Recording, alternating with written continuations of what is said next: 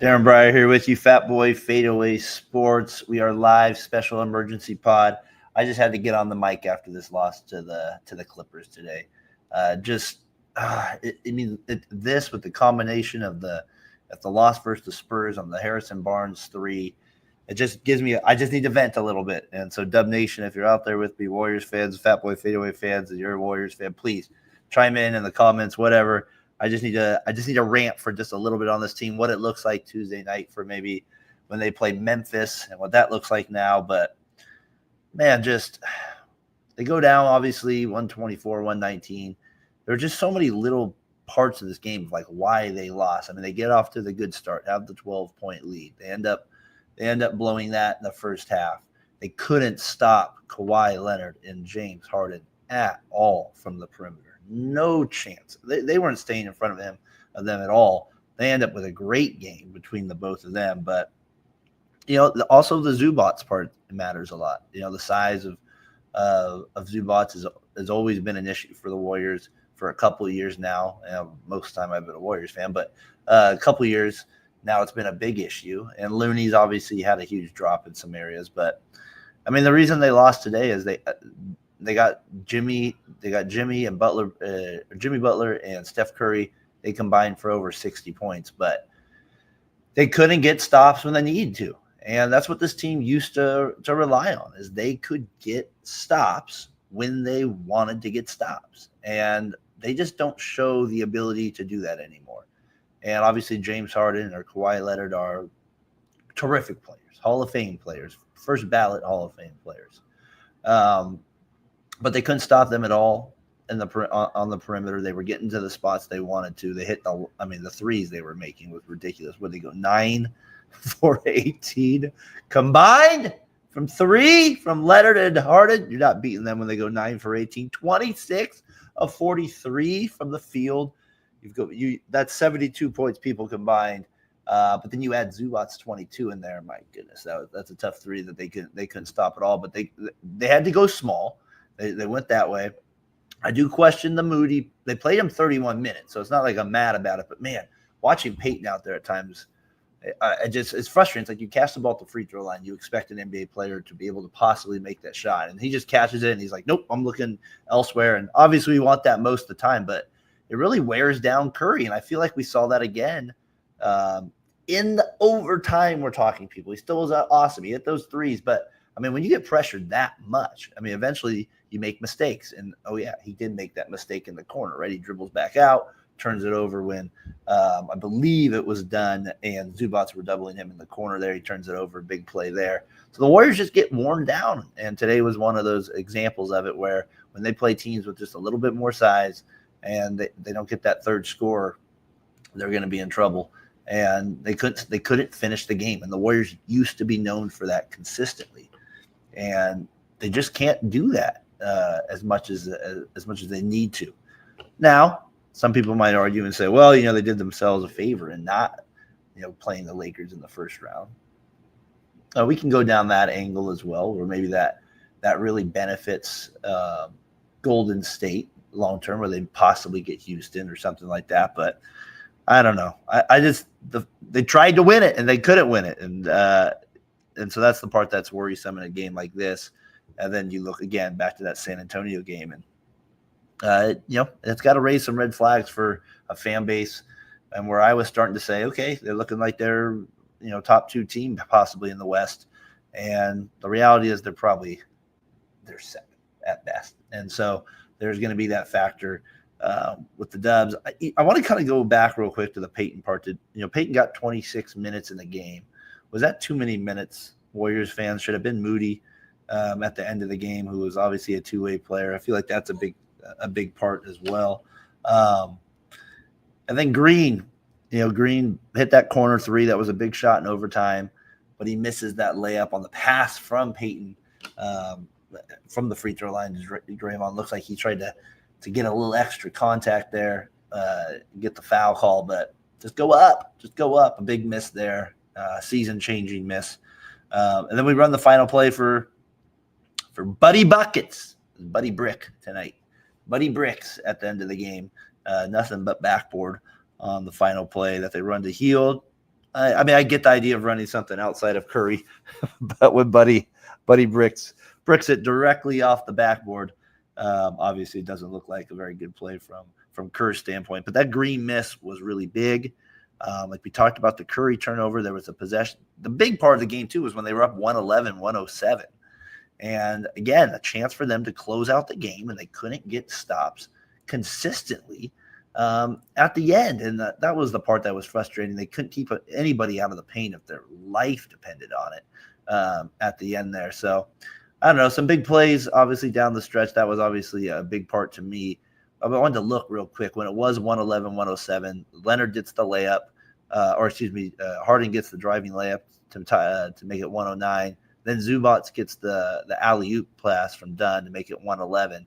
And that ends up going into overtime. I was curious what you guys thought about that green foul at the end of regulation. The Warriors would have technically got the ball back with about 7 seconds left probably in the game, but when it was 111, and he fouls Leonard. They did have a foul to give. It ended up not mattering because they missed the final shot.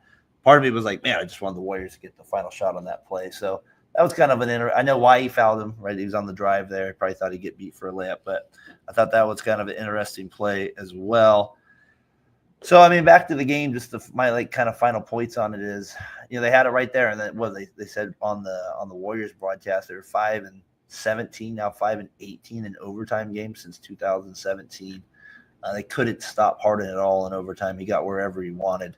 And that was all she wrote. And so now we find ourselves in a playoff game, or a play-in game, playoff spot not secured yet. They play Tuesday night in Golden State versus an old friend, the Memphis Grizzlies. Ja Morant, Desmond Bain, Mr. Jackson, and of course Zach Edey with the Purdue Boilermaker, if you guys remember that big guy. They play the Grizzlies on Tuesday night now, 7 o'clock out here. The Warriors went 3-1 against the Grizzlies this year. Last win coming 134-125 over Memphis. That game a couple weeks ago on TNT. Curry, as you remember, he dropped 52, had 12 threes.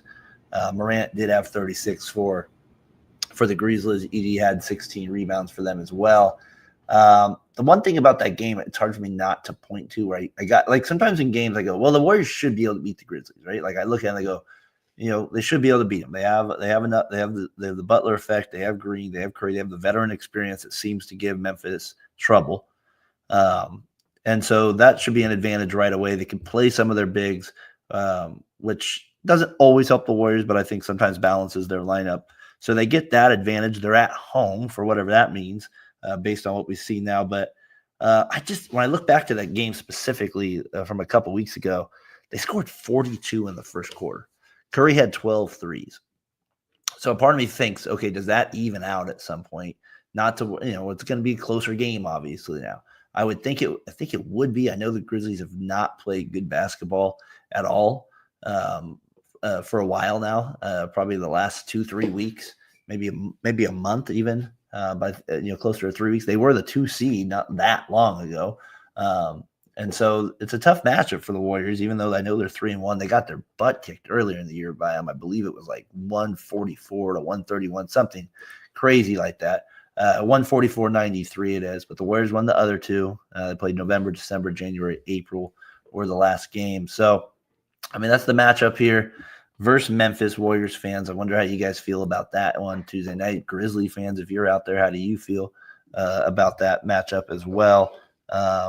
So, I don't know. We got a lot on the line this week as Warriors fans, but Grizzlies. The thing, too, with the Grizzlies that, I was looking at it with Edey and Zubac. Like, Edey's not as quick or something like that, but the Warriors do have trouble with these bigs. These bigs once in a while.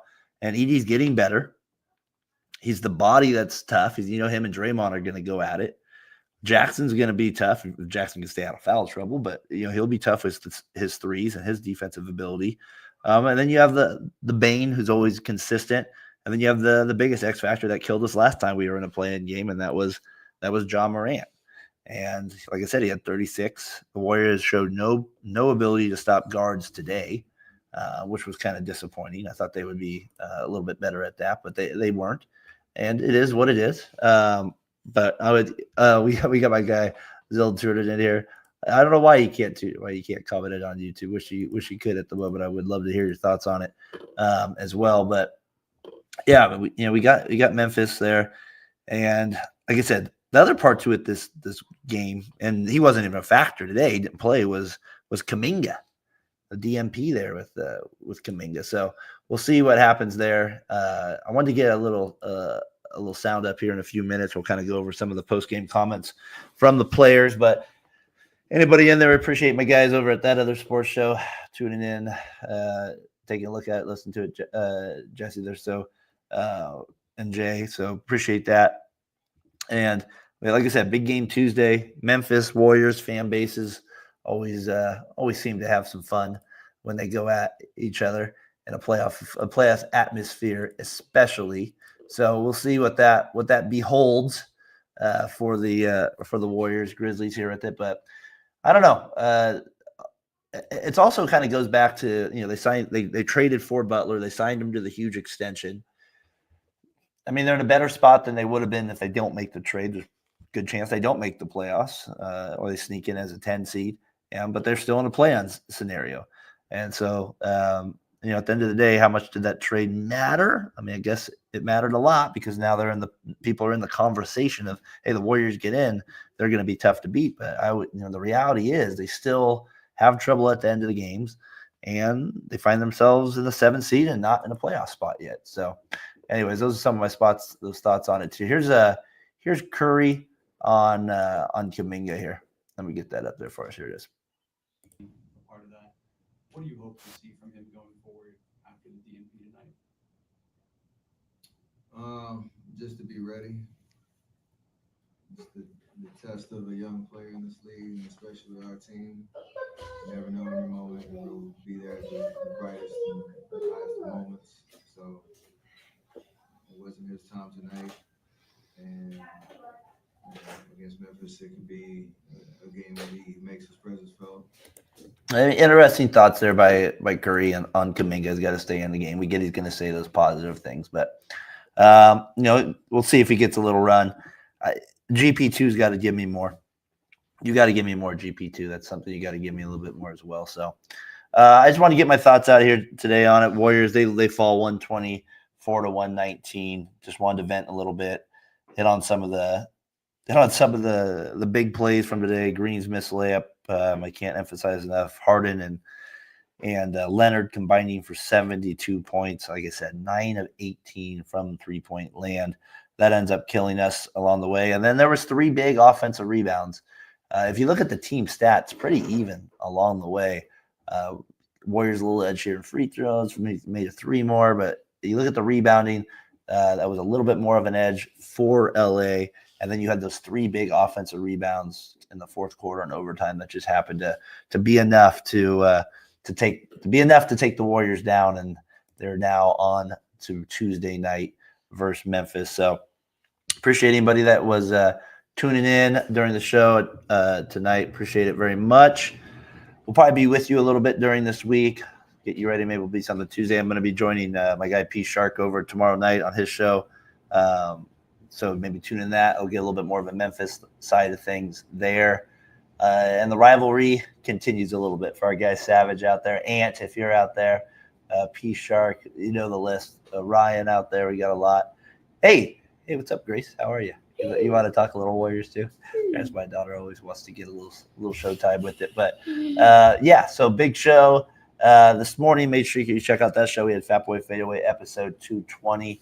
And then, like I said, we got Warriors, Grizzlies Tuesday night. We hope to be with you after that game. Come on, Dubs. Dig deep. Can we win a clutch game?